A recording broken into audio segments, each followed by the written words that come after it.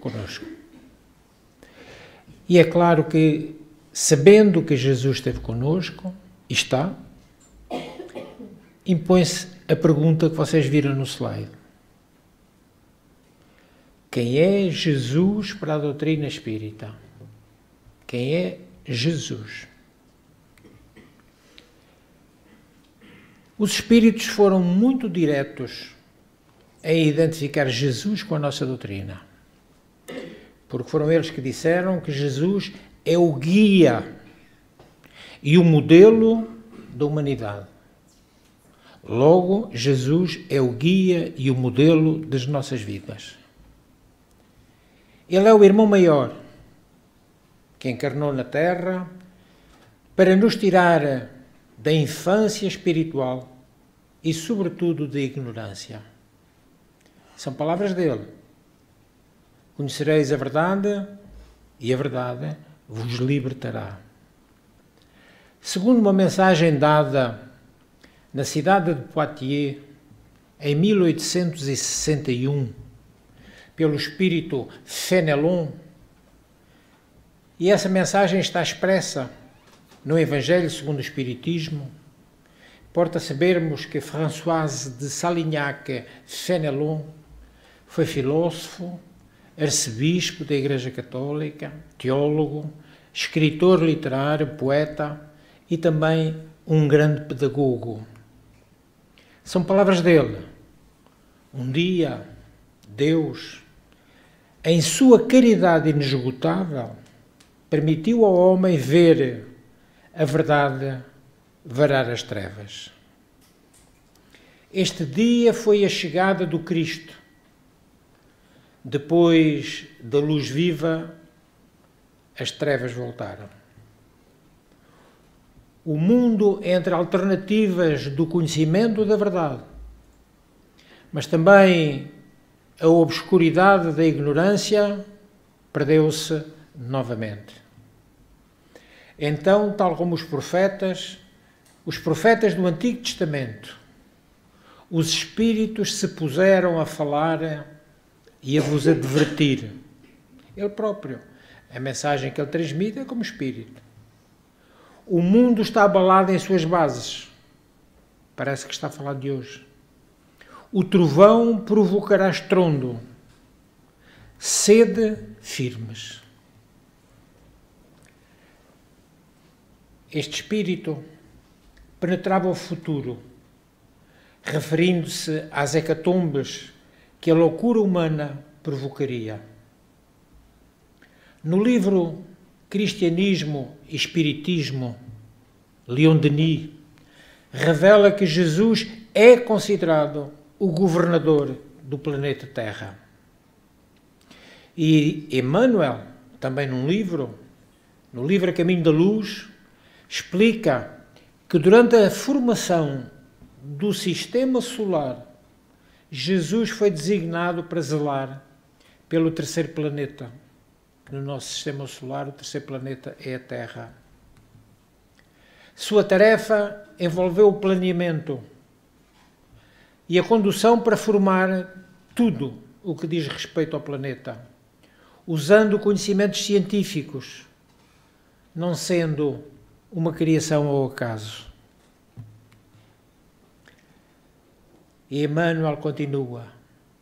Após formar o planeta, Jesus liderou o processo de colonização, auxiliado pelos espíritos elevados para abrigar e orientar espíritos em reencarnação, que somos nós. Esse processo evolutivo, desde seres primitivos até à sociedade atual, destaca o papel ativo de Jesus na condição do desenvolvimento terreno. Só quando percebermos isto, só quando compreendermos isto verdadeiramente, nós alcançaremos a real grandeza de Jesus. A grandeza que lhe permitiu nascer numa estrebaria, oculto aos olhos dos poderosos da sua época, sem que ficasse em nada diminuído o seu valor. E também por isso teve o seu nascimento anunciado aos simples, porque eram esses que tinham os corações preparados para o receber. Assim, a grande orquestra dos céus fez-se presente e a ópera dos mensageiros celestiais anunciou a quem tivesse ouvidos de ouvir. Alguma vez já parámos para pensar como era o homem Jesus? Verdadeiramente, sua aparência física não está descrita nos Evangelhos, mas ele mostra-se sempre simpático e atraente, causando profundas impressões na multidão quando se apresentava em público. Tinha um corpo sadio, resistente ao calor e mesmo ao frio, à fome e à sede, aos cansaços das longas jornadas a pé, pelas trilhas das montanhas da Palestina. Também ele tinha que ter resistência à canseira da sua atividade ininterrupta junto ao povo. Povo que não lhe deixava tempo nem sequer para se alimentar. Ora, isto inspira-nos para podermos esboçar sua aparência física e espiritual. Jesus nunca ninguém houve que o igualasse. Alto e belo, chamava a atenção por onde transitasse. Os trigais dobravam-se à sua passagem e até mesmo os ventos iam à frente, anunciando-lhe a chegada. Por onde passou, Jesus deixou indelével o seu perfume. Não conduzia guerreiros, nem serviçais pomposos.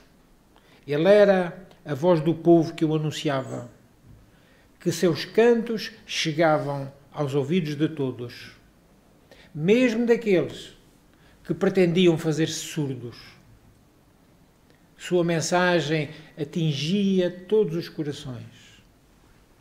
E ele, como um hábil agricultor, semeava a esperança e a fé, ainda que fosse nos terrenos mais árduos. Aquele homem, rei das estrelas e governador do mundo, fez-se simples e evidenciou à saciedade a importância das coisas pequenas e os serviços humildes. Ele próprio serviu numa carpintaria, modelando formas na madeira, e mais tarde, servindo-se de uma toalha e água, lavou os pés aos seus apóstolos. Tomou um grão de mostarda e fê-lo símbolo da fé, que, conforme ele mesmo dizia, a fé que move montanhas. Utilizou-se da água pura, jorrada das fontes cristalinas, para falar da água que sacia a sede para todo o sempre. No episódio que todos relembramos de Fotina, a samaritana no poço. Tomou o pão e o peixe e multiplicou-os, simbolizando com isso a doação da fraternidade, que atende ao irmão necessitado onde esteja, e com ele reparte o pouco que tem. Falou de tesouros ocultos, falou de moedas perdidas, os dracmas, recordou as profissões menos lembradas e as utilizava como exemplo. Ele mesmo, denominando-se o bom pastor, que conhece todas as suas ovelhas.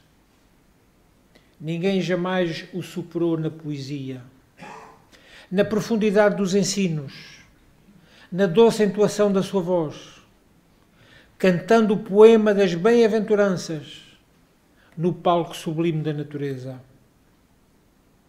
Simples, mostrava a sua sabedoria em cada detalhe exemplificando que os grandes não necessitam de ninguém que os enalteça.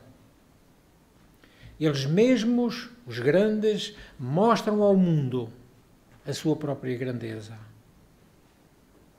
Conviveu com os pobres, os deserdados, os que eram considerados párias da sociedade, tanto quanto visitou e privou da amizade de senhores amoedados e de poder.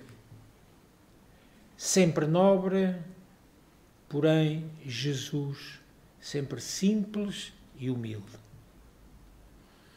Em toda a história da humanidade, houve homens que escreveram excelentes máximas. Houve também homens virtuosos, mas que nada fizeram para que a virtude tivesse continuidade no mundo. Por isso mesmo, repetimos, Jesus é inigualável. Ele falou e agiu, apresentando a sua doutrina em palavras, mas, sobretudo, exemplificando com obras.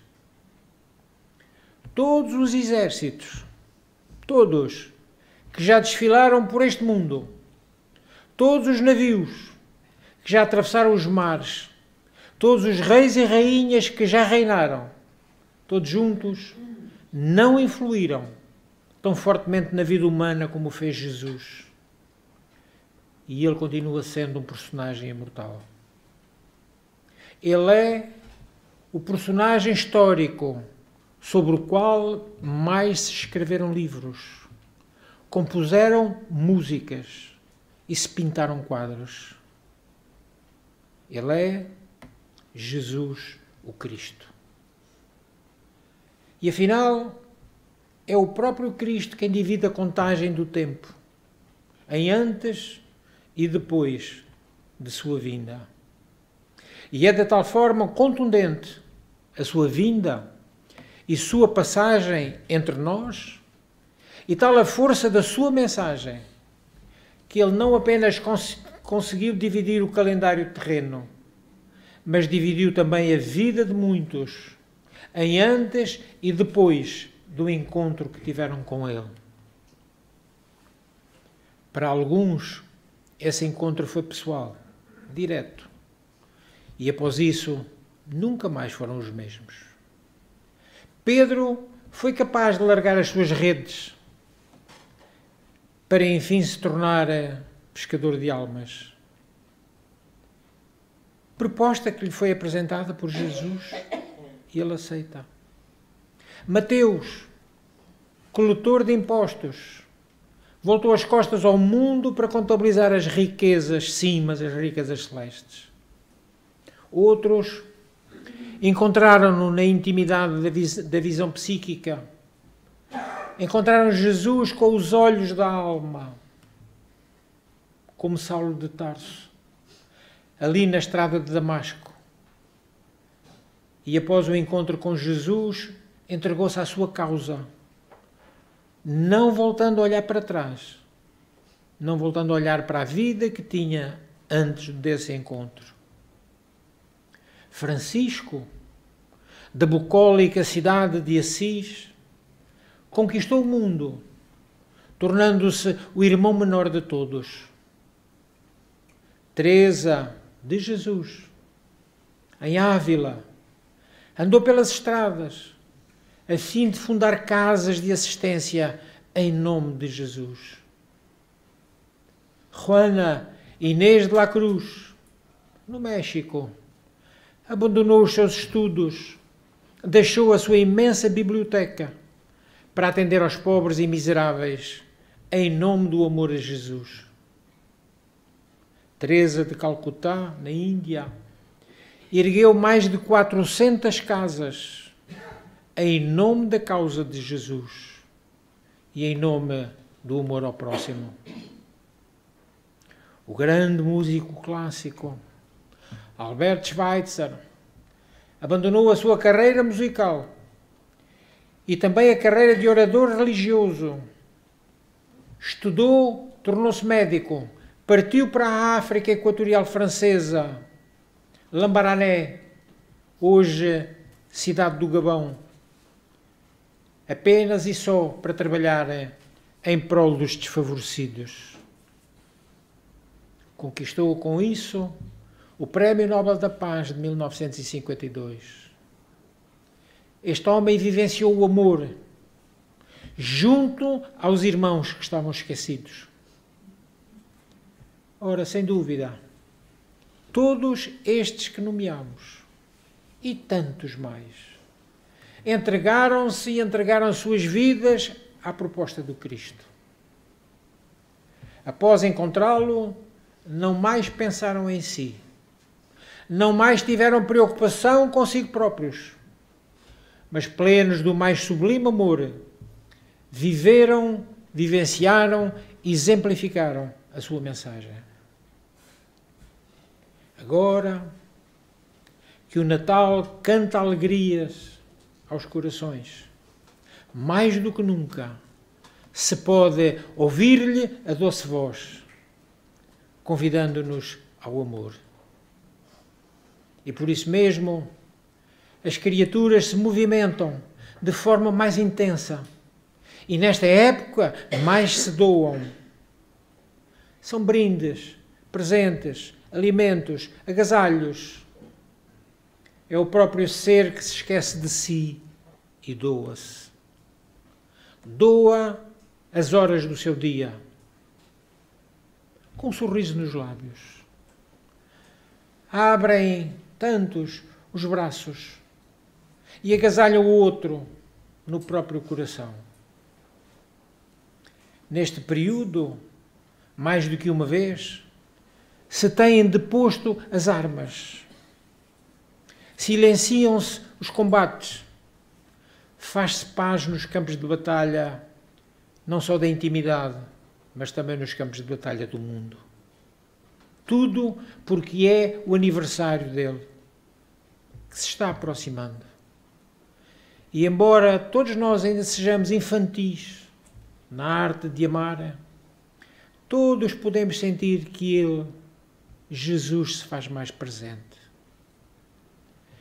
E faz-se mais presente porque nós próprios abrimos o nosso cofre, não do dinheiro, do sentimento. E abrindo o nosso cofre do sentimento, lhe permitimos que Jesus entre nos nossos corações. São dias de felicidade os que vivemos no Natal. Tudo em nome de um homem e da sua mensagem. O Natal é uma data que está enraizada na história e na nossa cultura. A palavra em si pode ser utilizada para designar o local de nascimento de alguém ou de algo. Tem origem na palavra natalis, palavra latina, que significa relativo ao nascimento. Nós escolhemos esta palavra para assinalar o nascimento de alguém que morreu, corpo físico, há mais de 2 milénios. Alguém que esteve entre nós e que para si somente desejou um título, o de mestre. Porque verdadeiramente ele o era. Mestre do amor, mestre da sensibilidade, mestre da compaixão. E o mais importante, todos os anos, nós o lembramos com muitas luzes, cores, canções, comemorações. Mas como já hoje aqui eu mesmo ouvi, Natal é muito mais do que isso. É época em que ocorrem muitas doações, que vão de importâncias em dinheiro, brinquedos para as crianças e cabaz alimentar para famílias, em vulnerabilidade social. E há os que criticam toda esta movimentação com tantas campanhas para os pobres. Com estas campanhas para os que vivem na rua. Com estas campanhas para os que moram em barracas ou até nos bairros afastados. Também as campanhas a favor daqueles que estão nas periferias das grandes cidades, quase esquecidos. No entanto, temos de reconhecer que, independentemente desses pensamentos negativos, estas doações são um salutar exercício de amor. Ainda que se repita apenas uma vez ao ano. Felizmente, alguns, e já muitos, sentem-se tão bem com esta experiência que reconhecem que pobres não têm apenas fome no Natal. E resolvem adotar esse comportamento como uma norma para as suas vidas. São os voluntários do Ninho da Mariazinha. E de tantos outros institutos de bem-fazer. Tantos. E Natal é isso mesmo. É algo que nos remete à transformação, que inicia com a reunião da família, uma oração, uma canção, uma alegre comemoração que fala de reencontro, recheado com abraços e atualizações de acontecimentos de cada um. Também para muitos, troca de presentes, encomendados com muita antecedência, ou até comprados às pressas, no último minuto. Outros esmeram-se confeccionando mimos delicados, que falam do carinho para com pais, para com avós, tios, amigos. Tudo isso em nome do aniversário de um menino que reformulou os conceitos do relacionamento entre os homens. Esse é o Jesus da doutrina espírita. Por ele e em nome dele, detemo-nos a olhar nos olhos daqueles que convivem conosco, buscando entender, buscando perdoar. Envolver com carinho esses seres humanos que trilham a mesma estrada que nós. Em nome dele, detemo-nos diante de uma criança e buscamos descobrir o que dizem os seus olhitos. Em nome dele, propomos-nos sentir compaixão pelo mais perverso criminoso, entendendo que ele é nosso irmão e que se faz violento porque desconhece a paz. E lembrando-nos nós de sua celeste conduta, devemos ir ao encontro de alguém que tenhamos ferido, mesmo sem intenção, para lhe apresentarmos o nosso salutar pedido de desculpas. Por ele, esqueçamo-nos de nós, por um breve momento que seja, deixando o nosso irmão em destaque, deixando que nosso irmão seja agora ele o alvo da atenção. Natal é tudo isto. Também para ser vivido depois que a data se vai, consumida pelo calendário, que aponta-nos novos dias. Afinal, Jesus, o celeste aniversariante, veio à Terra para nos ensinar uma única coisa: ensinar-nos a viver, ensinar-nos a amar e a sentirmos-nos verdadeiros irmãos uns dos outros. Sua vida foi o maior exemplo de grandeza e sabedoria.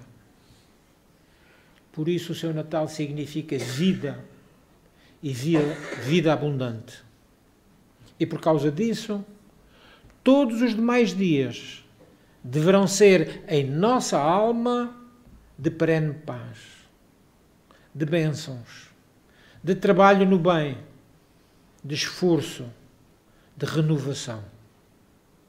Ah, Jesus, como seria bom se de uma vez para sempre todos pudéssemos entender-te e fazer Natal permanente em nossas vidas.